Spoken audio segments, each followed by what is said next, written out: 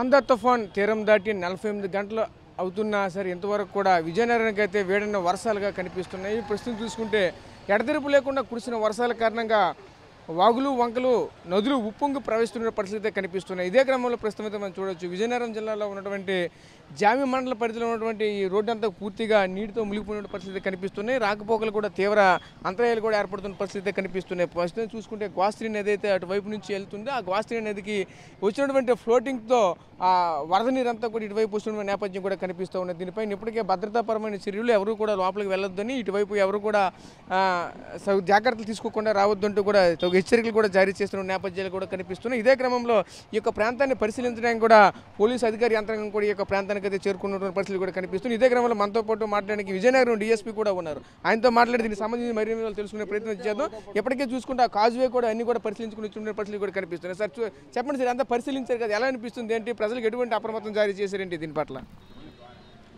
ఈ తుఫాన్ సందర్భంగా నేను మరి తహసీల్దార్ గారు, మా సిఐ గారు, ఎస్ఐ గారు సిబ్బంది అంతా ఇక్కడే ఉండి చూస్తున్నాం. అయితే నిన్నటి మీద ఈరోజు వాటర్ ఇక్కడైతే తగ్గింది. కాజువే మన గోస్తని నది రివర్ మాత్రం వాటర్ అయితే ఎక్కువ ఫ్లో ఉంది. ఎవరు కూడా ఇది అవ్వకుండా మనం అన్ని జాగ్రత్తలు తీసుకోవడం జరిగింది. ఎవరు కూడా క్రాస్ చేయకుండా మన పోలీసు బందోబస్తు ఏర్పాటు చేసాం. అలాగే రెవెన్యూ తరఫున కొంతమంది వీఆర్ఓలు వీళ్ళు కూడా ఉన్నారు. అందరికీ మనం జాగ్రత్తలు తీసుకోమని చెప్పడం జరిగింది. అదేవిధంగా గోస్తని నది దగ్గరలోనే ఒక 15 కుటుంబాలు ఎస్సీ రెల్లి కుటుంబాలు ఉన్నాయి. వాళ్ళందరినీ అధికార యంత్రాంగం అంతా వాళ్ళని అప్రమత్తం చేసి రిహాబిలిటేషన్ సెంటర్కి వాళ్ళని పంపించి అక్కడ వాళ్ళకి సగం ఫుడ్ అన్ని ఏర్పాట్లు చేశారు. అక్కడ అవి కూడా చూడడం జరిగింది. వాళ్ళు కూడా హ్యాపీగా ఉన్నారు. ప్రస్తుతం అంతా అదుపులో ఉందని సిచ్యువేషన్. అంటే టోటల్గా ఎంతమంది రిహాబిలిటేషన్ సెంటర్లో ప్రస్తుతం కింద ఉన్న వాళ్ళు ఎంతమంది ఉన్నారు? ఈ ప్రాంతంలో ఎంతమందికి సుమారుగా చూసుకుని రిహాబిలిటేషన్ తరలించారు? సుమారు 24 కుటుంబాలండి, నియర్లీ 70 మెంబర్స్ అండి. వాళ్ళందరూ కూడా టైం టు టైం ఫుడ్ గట్రా ఏర్పాటు చేయడం జరిగింది. దే ఆర్ ఆల్ హ్యాపీ అండి.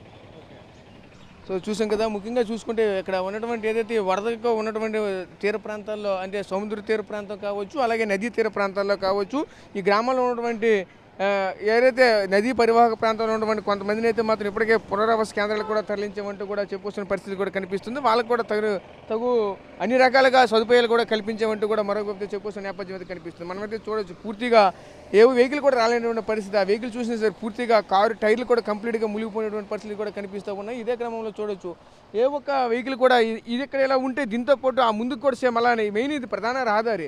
ఒకవైపు ఎస్కోట్ వెళ్ళాలన్నా, ఒకవైపు కొత్త వలస వెళ్ళాలన్నా, అదేవిధంగా మరోవైపు విజయనగరం రావాలని, ఇదంతా కూడా ప్రధాన కూడలి, ప్రధాన రహదారి. ఈ ప్రధాన రహదారి అంతా కూడా పూర్తిగా జలమయమైనటువంటి పరిస్థితి కనిపిస్తూ ఉన్నాయి.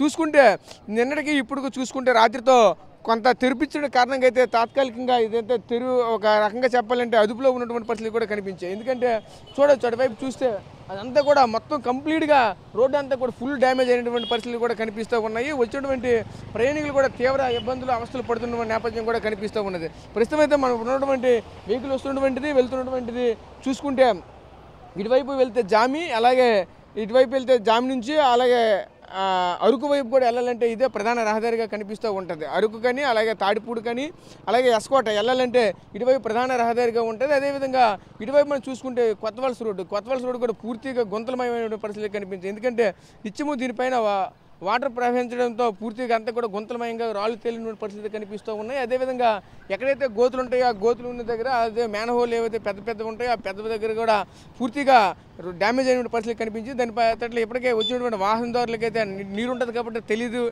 అక్కడ ఏం జరుగుతుందని దానిపైన ఇప్పటికే దానికి సంబంధించి ఇండికేషన్స్ కూడా పెట్టినటువంటి పరిస్థితులు కూడా కనిపిస్తూ ఉన్నాయి. మనమైతే చూడవచ్చు ఇటువంటి దగ్గర జనరల్గా చూసుకుంటే వాటర్లో ఏముందో తెలియక చాలామంది పడిపోయిన పరిస్థితి కనిపిస్తూ ఉంటాయి. అటువంటి సందర్భాలు జరగకుండా ఉండాలని ముందస్తు భాగంగా ఇవి కూడా చేసినటువంటి పరిస్థితులు కూడా కనిపిస్తూ ఉన్నాయి. చూస్తూ ఉంటే ఇటువంటి పరిస్థితులకి ప్రధానంగా చూసుకుంటే ఒకవైపు గ్వాస్త్రి నది ఉంటుంది. ఆ గ్వాస్త్రి నదికి వెళ్ళినటువంటి వాటర్ పూర్తిగా వెళ్ళలేకపోవడం కారణం అంటే చెప్పుకొస్తున్నారు. అదేవిధంగా ఈ పరివాహక ప్రాంతాల్లో ఉన్నటువంటి వాళ్ళంతా కూడా గతంలో చూసుకుంటే కాలువలు అయితే దేనిమాల దానికి వెళ్ళిపోయినటువంటి పరిస్థితి కనిపించాయి. ఈ రోజు చూసుకుంటే ఆ పరిస్థితి కనిపించదు. స్థానికంగా ఉన్నటువంటి వాళ్ళు కూడా చెప్పండి పెద్ద ఇప్పటికి ఎలా కనిపిస్తుంది? పూర్వకాలంలో ఉన్నటువంటి ఇటువంటి పరిస్థితులు లేవు, ఇంత ముందు లేవు. ఈ మధ్య కాలంలో ఎందుకు ఈ పరిస్థితులు వచ్చాయి? ఏంటి? మేడలు కట్టేస్తారు తోవలో మేడలు కట్టేస్తాను. అదే తోవలో మేడలు కట్టేస్తారు, కొట్లు కట్టేస్తారు.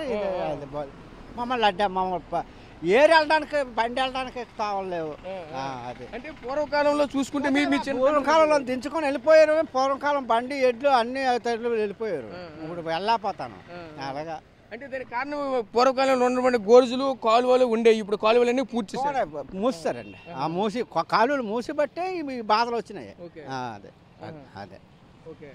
సో చూసాం కదా, ఇక్కడ స్థానికులు కూడా ఒకటే చెప్తున్నారు, పూర్వకాలంలో ఇదంతా కూడా కాలువలు అయితే ఉండేవి. కాలువలతో పాటు అంటే గోర్జులు అంటారు, ఒక చెరువు నుంచి ఇంకో చెరువుకి వాటర్ ప్రవహించాలన్నా సరే ఎత్తు నుంచి పల్లానికి నీరు వెళ్ళిపోవాలంటే ఒక కాలువ రూపంలో ఆటోమేటిక్గా ప్రకృతి పరంగానే అంతా కూడా రెడీ అయ్యి ఉండేది పూర్వకాలంలో. అటువంటివన్నీ కూడా పూర్తిగా పూడ్చివేసి ఉండే పరిస్థితి కనిపిస్తుంది. ఎందుకంటే ఇదంతా కూడా అక్రమాలకు గురైంది. అక్రమాలకు గురి కావడంతో ఈరోజు పూర్తిగా రోడ్లపైకి ఇళ్లలోకి నీరు వస్తున్న పరిస్థితులు కూడా కనిపిస్తున్నాయి అంటూ కూడా ఇక్కడ స్థానికులు కూడా ఆవేదన వ్యక్తం చేస్తున్న పరిస్థితి కనిపిస్తుంది. ప్రస్తుతం ఇది ఇక్కడ తాజా పరిస్థితి.